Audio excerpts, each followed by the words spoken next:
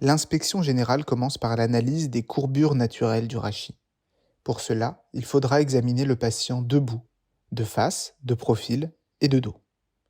De face et de dos, il faut vérifier le bon alignement du rachis dans le plan frontal, en suivant par exemple l'alignement des épineuses postérieures. En cas d'asymétrie, on pourra évoquer une scoliose.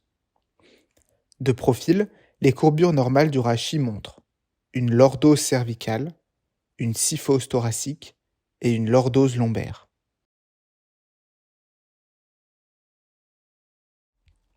L'inspection générale du rachis se poursuit par celle de la posture au repos du patient. Pour cela, il faut penser à rechercher la présence d'une éventuelle position antalgique. Cette recherche se fait sur un patient assis, mais aussi debout.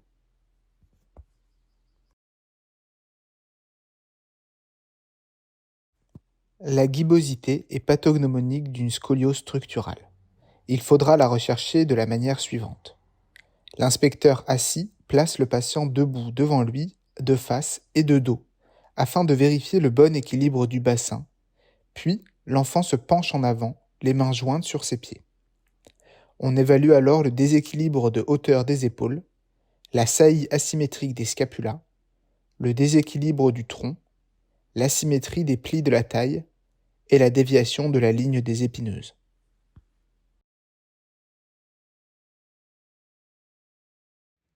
L'inspection du rachis prend également en compte les signes cutanés suivants. La recherche de cicatrices, qu'elles soient chirurgicales ou traumatiques, d'échymose, également chirurgicale ou traumatique, d'une plaie, d'un œdème ou d'une rougeur.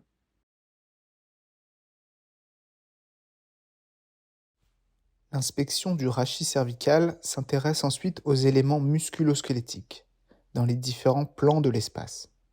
De profil, le rachis cervical est naturellement positionné en lordose. En cas de douleur, il peut se produire une inversion de la courbure du rachis. La tête sera alors penchée en avant avec une raideur cervicale. Dans le plan frontal, on vérifie deux éléments.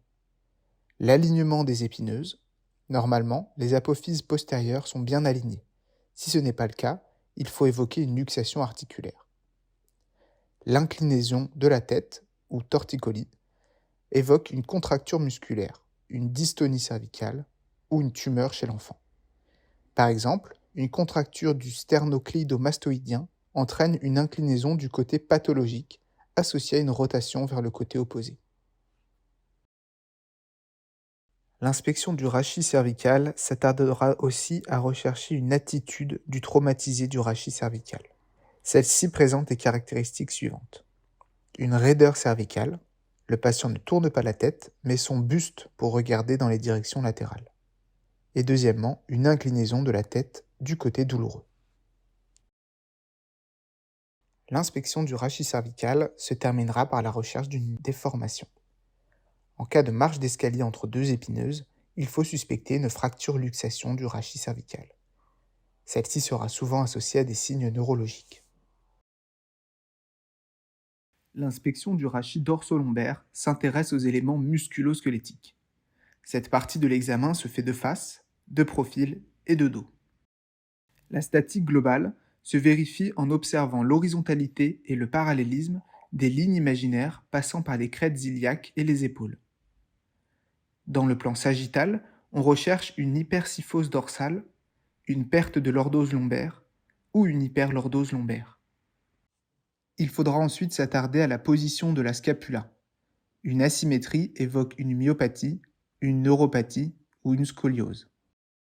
La recherche d'une atrophie musculaire se fait par exemple en recherchant des épineuses ou des côtes trop saillantes.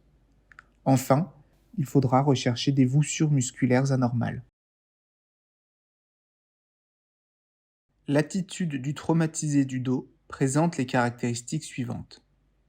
Une raideur apparente à la marche et un patient penché en avant.